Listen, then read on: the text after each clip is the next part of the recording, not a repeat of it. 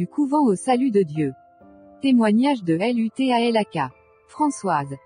Bien-aimé dans le Seigneur Jésus-Christ et très cher lecteur, que le nom de mon Sauveur résonne en vous avec une grande intensité, du fait qu'il vous accorde de lire ce document. S'il a permis que vous preniez connaissance du message contenu dans mon témoignage, c'est, je l'espère, pour votre édification. Vous y trouverez le sujet de grandes exhortations. Seul le Seigneur Jésus-Christ a le pouvoir de délier et de sauver ceux qui sont en captivité dans les chaînes du diable, car il est le Tout-Puissant et il est amour. De même qu'il m'a délivré et guéri, moi qui étais profondément possédé, je suis certaine qu'il délivrera et guérira toute personne possédée ou liée qui lira ce livre avec un esprit ouvert. Alléluia. En me donnant la vie, le Seigneur m'a demandé d'aller de par le monde témoigner de tout ce que j'ai vécu dans les ténèbres, afin que ceux qui sont encore liés ou possédés soient libérés et se préparent à sa venue.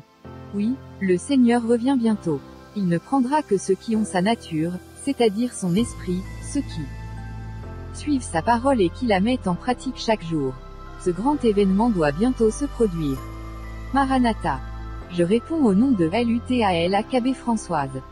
Kb signifie « moitié » dans ma langue natale, car je suis en réalité jumelle. Je suis née en 1954 au Rwanda d'un père pasteur à l'église du Christ et d'une mère membre de la Légion de Marie.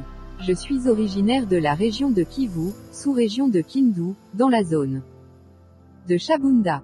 L'histoire que vous allez lire est le récit des événements tragiques que j'ai vécus. Sans l'intervention de Dieu, il y a longtemps que je serais morte. J'ai accepté de dévoiler au grand public ma vie la plus intime, pour l'amour de mon Dieu et celui de mon prochain. Que le nom de mon Sauveur soit encore une fois glorifié. Amen. Première partie. Chapitre 1. Sous l'emprise du fétichisme. Mes parents avaient souvent l'habitude de nous raconter les histoires de notre village. Ils ne cessaient chaque fois de revenir sur les exploits d'une grand-mère sorcière, qui y vivait. Au lieu de me donner la chair de poule, ces histoires me captivaient. J'allais même jusqu'à prendre des informations supplémentaires auprès de mes amis sur les mœurs des sorciers. Mes amis me confièrent ce qu'elles croyaient être vrai sur la vie de ces derniers, l'initiation d'un nouvel adepte, le sacrifice des victimes, les repas succulents, etc. Tout cela n'était fondé que sur des racontards. Mais, compte tenu de mon jeune âge et de ce que m'avaient déjà raconté mes parents, je n'arrêtais pas d'avaler toutes ces histoires. À force de trop y penser, j'en vins même à désirer devenir à mon tour une sorcière. Je me voyais déjà prendre place à bord de leurs superbes jets nocturnes, manger leurs mets succulents, participer aux diverses cérémonies, etc. Mais l'occasion ne me fut pas donnée de réaliser mon rêve, puisque, dans mon entourage, il n'y avait personne qui puisse être soupçonné de détenir un tel pouvoir. Ma joie fut grande lorsque, pendant les grandes vacances de 1961, mon père décida que nous irions passer nos congés au village, afin de mieux connaître les autres membres de la famille. C'était pour moi une occasion de rencontrer ma grand-mère, et je ne voulais pas la manquer. 2. Le premier contact. Une fois à Shabunda, mon premier souci fut de rencontrer ma grand-mère, malgré l'interdiction de mes parents. Cette tante de mon père était crainte et respectée dans tout le village à cause de ses pouvoirs occultes. Un jour, trompant la vigilance de mes parents, j'allais la trouver et je lui dis: Grand-mère, pourquoi mes parents ne t'aiment-ils pas? Pourquoi te critiquent-ils tant? Que leur as-tu fait pour qu'ils agissent ainsi envers toi? Je sais qu'ils ne m'aiment pas parce que je suis une sorcière. Loin de m'effrayer, cette affirmation me procura une joie intense. Enfin, me dis-je, je suis en présence d'une vraie sorcière. Tu es sorcière. Alors montre-moi ton avion. Comment? Dit-elle, comme si elle ne m'avait pas comprise. Ensorcelle-moi. Je ne peux pas t'ensorceler. Il y a déjà une autre personne dans la famille à qui je dois léguer mes pouvoirs. Ensorcelle-moi, au moins pour que je puisse voir les avions. Tu ne sais pas de quoi tu parles. Sais-tu que ces avions dont tu parles ne volent que la nuit? Les sorciers ne passent pas leur temps à s'amuser, contrairement à ce que pensent la plupart des gens, ils sont contraints de faire ce qu'ils font, de peur de recevoir des châtiments sévères, qui peuvent aller jusqu'à la mort. Et puis, s'ils le faisaient par plaisir, pourquoi certains d'entre eux somnolent-ils tant pendant la journée? Bien que vrai, ces paroles n'altérèrent en rien mon désir de devenir sorcière. D'ailleurs, le refus de ma grand-mère éveilla ma méfiance et me rappela ce que m'avait dit l'une de mes amies. Elle m'avait mise en garde, en me disant que les sorciers pouvaient être jaloux de voir certains pouvoirs transmis à quelqu'un. Ils peuvent aller jusqu'à décourager un nouvel adepte avant de l'ensorceler, pour tenter de briser la résistance de ma grand-mère. Je me mis à pleurer. Agacée et exaspérée par mon vacarme, elle changea de ton nez, me prenant dans ses bras comme si elle s'apitoyait sur moi. Elle me dit: Tu n'es qu'une petite fille. Tu as encore toute la vie devant toi. Il y a plusieurs choses que je peux te donner, mais je ne peux pas t'introduire dans la sorcellerie. Les lois de notre famille ne me permettent pas de le faire. Si tu étais au moins l'aîné, ou un garçon, cela aurait pu être possible. Mais, dans ta condition, je ne peux pas t'ensorceler. Je me mis à pleurnicher. Ensorcelle-moi, ensorcelle-moi. Touchée par cette mise en scène, la vieille céda en murmurant: On ne donne à un enfant que ce qu'il demande. Point. Elle ajouta: Ce n'est pas la sorcellerie qui va te rendre heureuse. Mais va, demande à tes parents 50 francs, et rapporte-les-moi demain. Je te remettrai quelque chose, une puissance qui te sera d'une grande utilité. Tu n'auras plus besoin de travailler pour gagner ta vie. Tous tes désirs seront exaucés. Tu n'auras plus besoin de t'inquiéter pour te marier, car les hommes te courront après. Je ne comprenais rien de tout ce qu'elle me disait, mais je m'exécutais. Le lendemain, je demandai 50 francs à ma mère. À cette époque, 50 francs était une somme énorme. Mes parents consentirent à me la remettre, à condition que je leur dise ce que je comptais en faire. Il n'était pas question que je leur dévoile mon secret, de peur qu'ils n'aillent détruire tous mes projets auprès de ma grand-mère. Pour tout embrouiller, je feignis d'être malade et je me mis à pleurer. 3. Chose étrange, à partir du moment où je fis semblant d'être malade, je devins réellement malade. Tout mon corps fut agité d'une forte fièvre. Les voisins, accourus pour la circonstance, conseillèrent à mes parents d'accepter la perte de 50 francs plutôt que celle de leur enfant. Les jumeaux sont des êtres qui ont des facultés étranges, dit l'un d'eux. Dès leur enfance, ils peuvent soumettre à leur volonté une personne qui les aurait insultés, même intérieurement. Il suffit de leur donner un cadeau pour apaiser leur colère et remédier à la situation. Un autre voisin ajouta: Je connais des jumeaux qui peuvent disparaître et réapparaître chaque fois que leurs parents les contredisent. Convaincus par cette bonne parole de la tradition, donnée par les voisins, mes parents prirent peur et me donnèrent les 50 francs.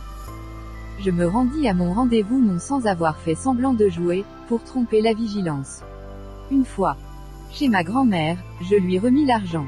En attendant mon arrivée, elle avait déjà préparé un poulet, dans une marmite qui se trouvait encore sur le feu. Elle n'attendait que mon arrivée pour y introduire 2 feuilles de je ne sais quel arbre, plus les 50 francs que j'avais apportés. Lorsque le plat fut cuit, elle en extrait l'argent et me le rendit. Je ne vis aucune trace des 2 feuilles. À la question de savoir ce qu'étaient devenues ces 2 feuilles, elle me répondit que ce n'étaient pas des feuilles, et qu'il y avait à présent une puissance en moi. Cette puissance était entrée en moi pendant qu'elle préparait le plat. Qu'est-ce qu'une puissance et de quelle utilité me sera-t-elle? Elle me fit le même discours que précédemment. N'importe qui pourra te donner tout ce que tu lui demanderas. Tu n'auras pas besoin de chercher à te marier. Tu seras très célèbre. Tout cela se manifestera lorsque tu auras 12 ou 13 ans. Elle me demanda de manger tout le poulet, ce que je fis. Dès que le repas fut terminé, je fus possédée.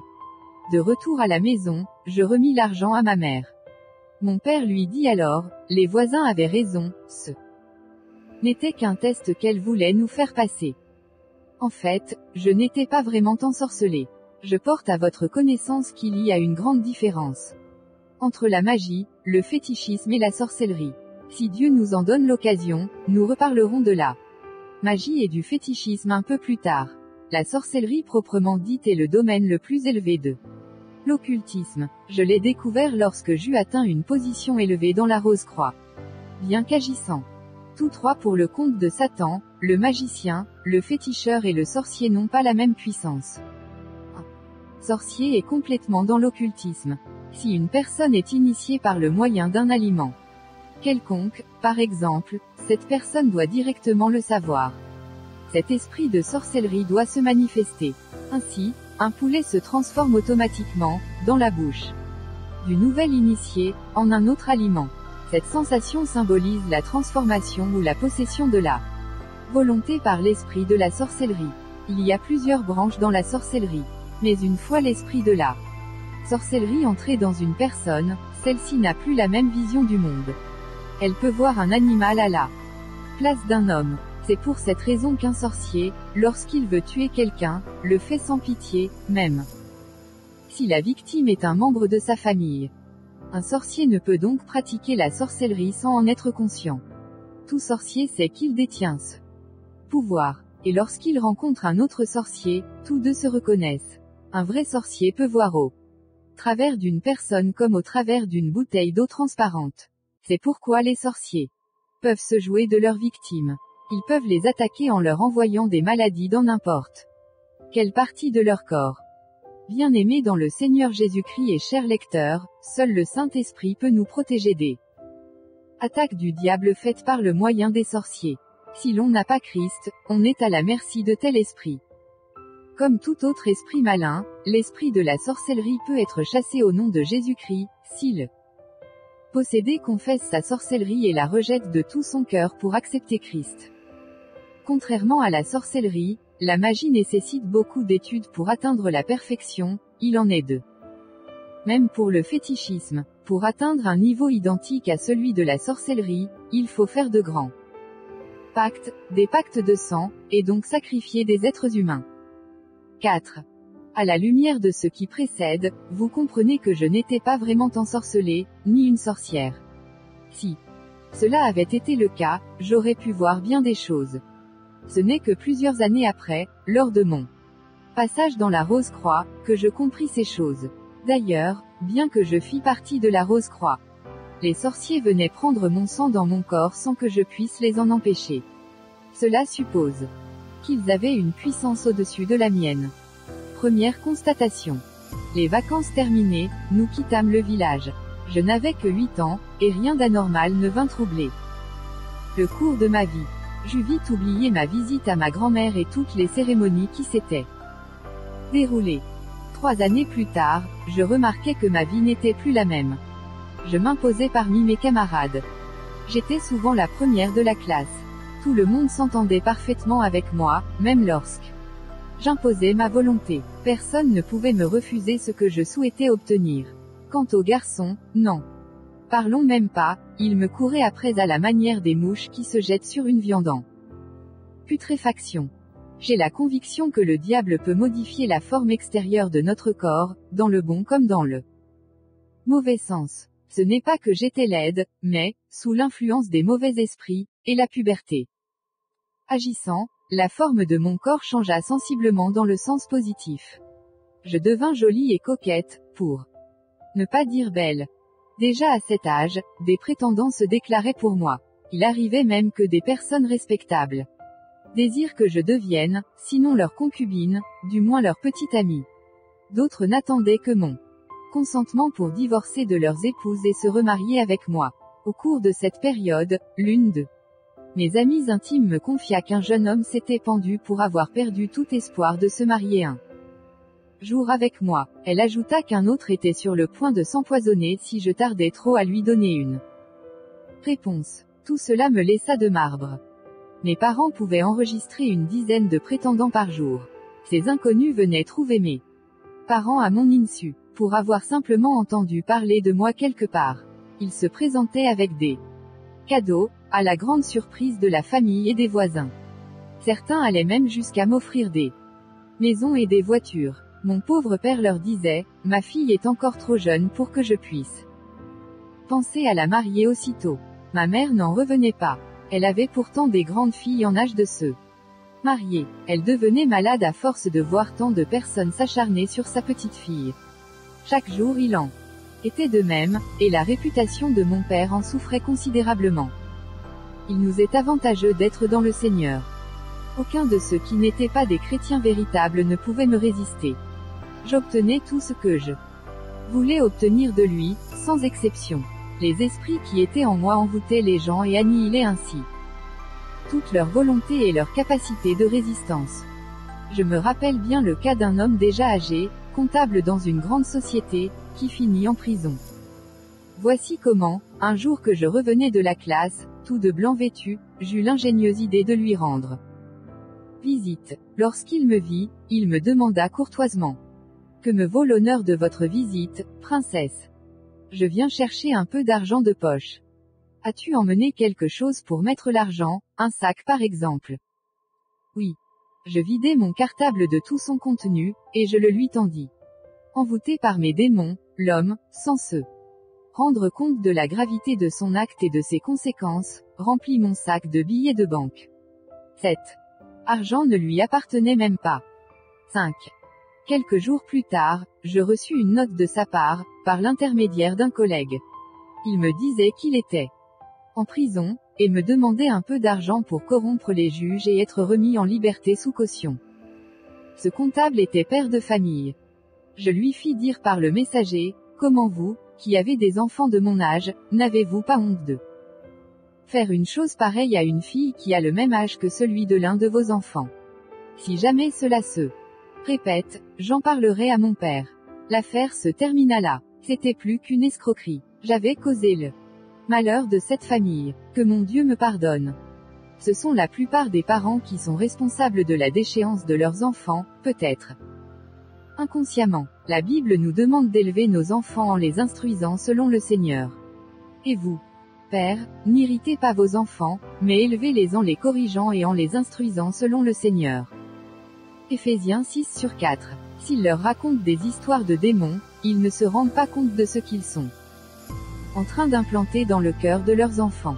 Châtie ton fils, car il y a encore de l'espérance, mais ne désire point de le faire mourir. Proverbe 19h18. À partir du moment où j'avais remis l'argent à ma grand-mère et mangé son poulet, j'avais, sans le savoir, signé un pacte avec Satan pour recevoir un pouvoir de domination.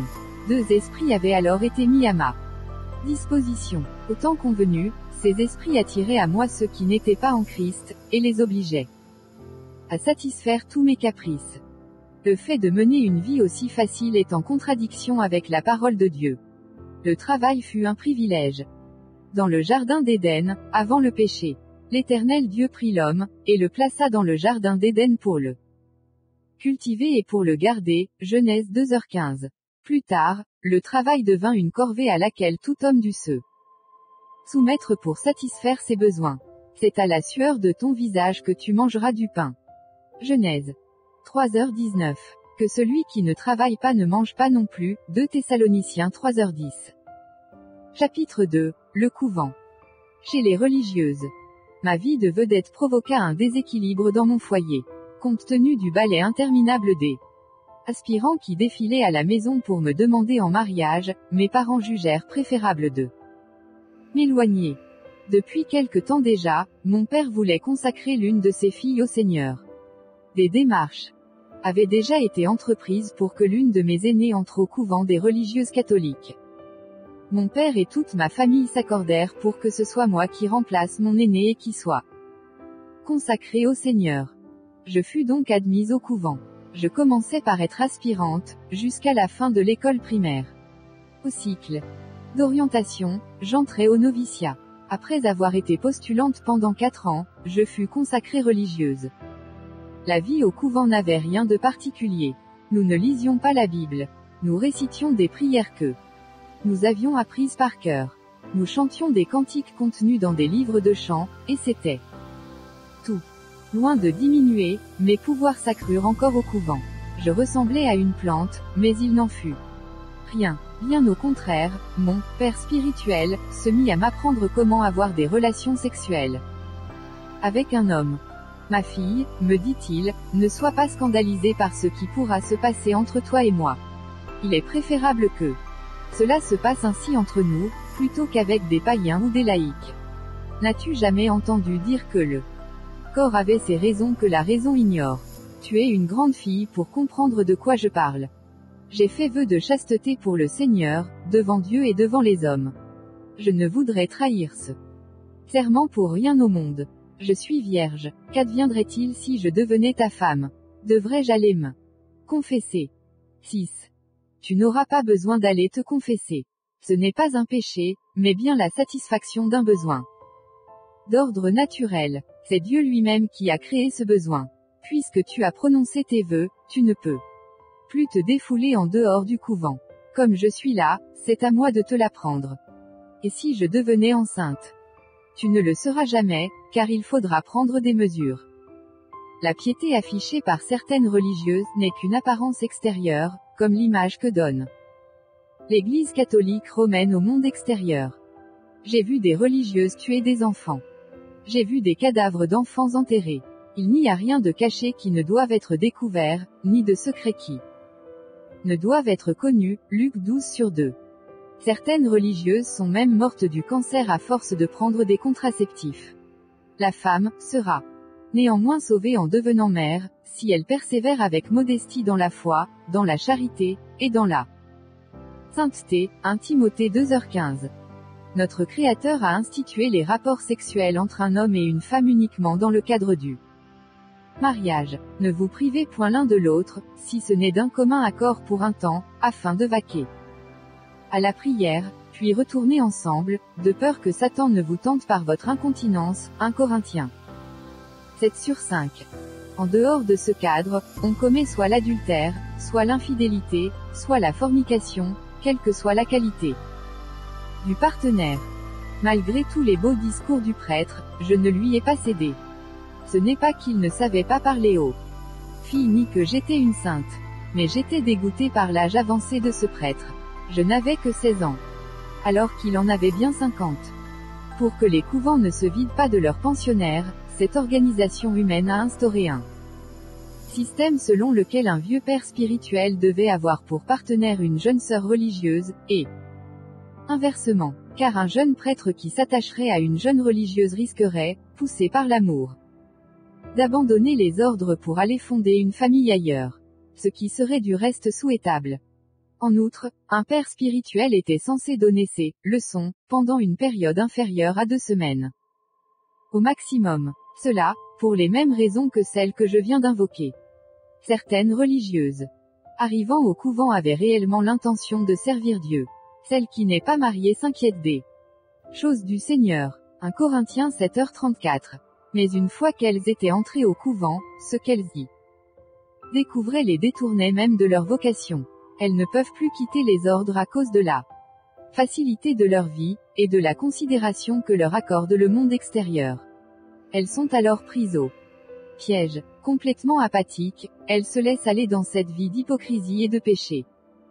Prions pour que la lumière de Dieu atteigne ces personnes. Quant à moi, je n'éprouve aucune crainte à dénoncer ce système maudit. Si je devais avoir peur, je craindrais celui qui, après avoir éliminé mon corps physique, a aussi le pouvoir de détruire mon âme et mon esprit. C'est pourquoi je m'adresse à toi, qui, hélas, pratique ces choses. Je te supplie de les abandonner et de quitter ce système. C'est pourquoi, sortez du milieu d'eux, et séparez-vous, dit le Seigneur, ne touchez pas à ce qui est impur, et je vous accueillerai. 2 Corinthiens 6h17. Mon renvoi. Pour me soustraire aux avances du vieux prêtre, je me liai d'amitié avec un autre prêtre, jeune et beau. Enfreignant les ordres, je faisais tout ce qui était en mon pouvoir pour qu'il devienne mon intime. Nous étions tellement fiers que l'on nous voyait souvent ensemble partout, au jardin, au poulailler, etc. 7. Le vieux prêtre dit aux jeunes de m'abandonner, mais il ne réussit pas à nous séparer. Aucun accord n'étant trouvé, les deux rivaux se mirent à se haïr mutuellement. Cela dura un certain temps. Il se forma deux camps, ceux qui approuvaient le jeune prêtre, les révolutionnaires, et ceux qui tenaient Mordicus au règlement, les conservateurs. Un jour, il y eut entre les deux hommes un échange de paroles qui n'avait rien du catéchisme, puis ils en vinrent aux mains. Une forte bagarre s'ensuivit, à tel point qu'il y eut des brûlures et des blessures graves. Les soutanes furent brûlées et déchirées de part et d'autre. Cependant, le jeune prêtre eut le dessus sur le vieux. Le lendemain, je fus convoqué pour écouter le compte-rendu du jugement prononcé contre moi.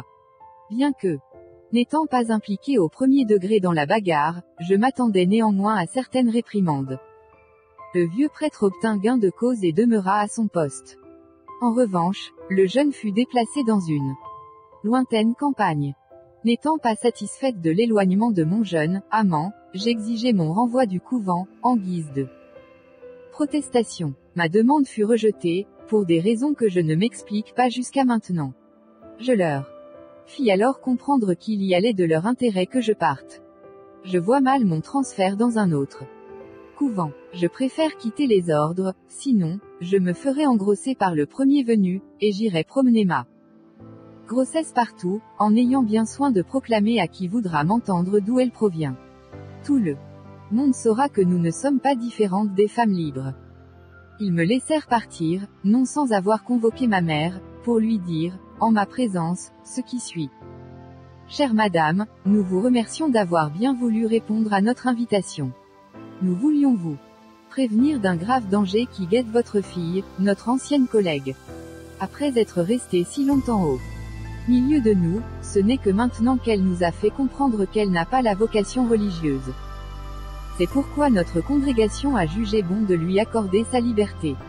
En votre présence, nous aimerions toutefois qu'elle nous confirme par serment qu'elle ne dévoilera rien du motif de son renvoi.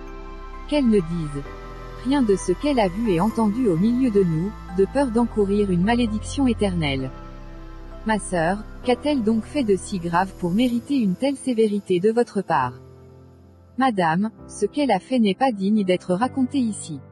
Il y va de notre intérêt à tous que je garde le silence. Dans moins d'une semaine, votre fille pourra vous rejoindre chez vous à la maison. Je fus enfin autorisé à quitter le couvent, après qu'on ait piétiné mon voile et mes autres biens, en signe de malédiction. Pour le cas où je dénoncerais le secret de la cause de mon renvoi. J'y étais resté 6 ans. Exhortation.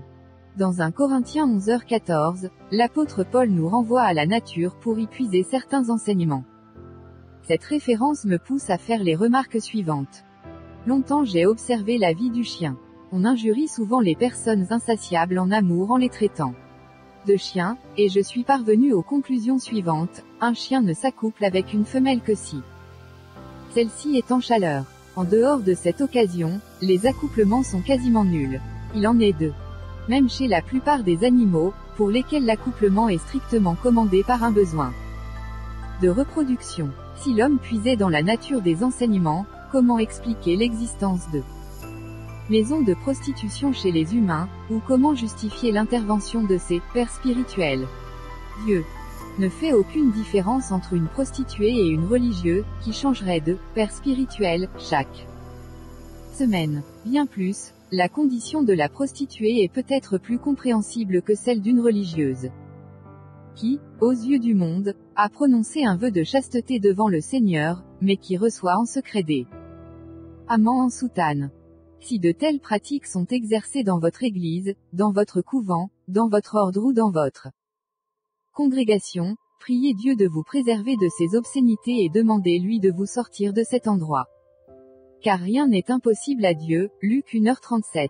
Si vous vous obstinez et que vous vous dites que Dieu ne vous punira pas parce que vous êtes nombreux à faire ces choses, sachez que la Sainte Bible déclare que chacun rendra compte de ses actes devant Dieu. Le salut est individuel. C'est sans rancune ni animosité que je condamne ces pratiques, selon la part que j'ai reçue du Seigneur. Je n'ai absolument rien contre les hommes et les femmes qui fréquentent l'Église catholique romaine. Mais je m'insurge contre les dogmes enseignés dans ce système religieux, qui n'ont rien à voir avec l'enseignement 8. Donné par notre Seigneur Jésus-Christ. Une fois sorti du couvent, je reconnais avoir induit en erreur un grand nombre de jeunes filles. Reprenant les enseignements de mon ancien père spirituel, je disais à ces jeunes filles que les rapports sexuels en dehors du mariage n'étaient pas un péché, mais permettaient simplement de se défouler. Comme j'étais une ex-religieuse, les jeunes filles acceptaient ce que je leur disais, et beaucoup d'entre elles, sans expérience, sont devenues enceintes. Je leur demande de me pardonner. D'autres encore sont mortes des suites d'un avortement raté.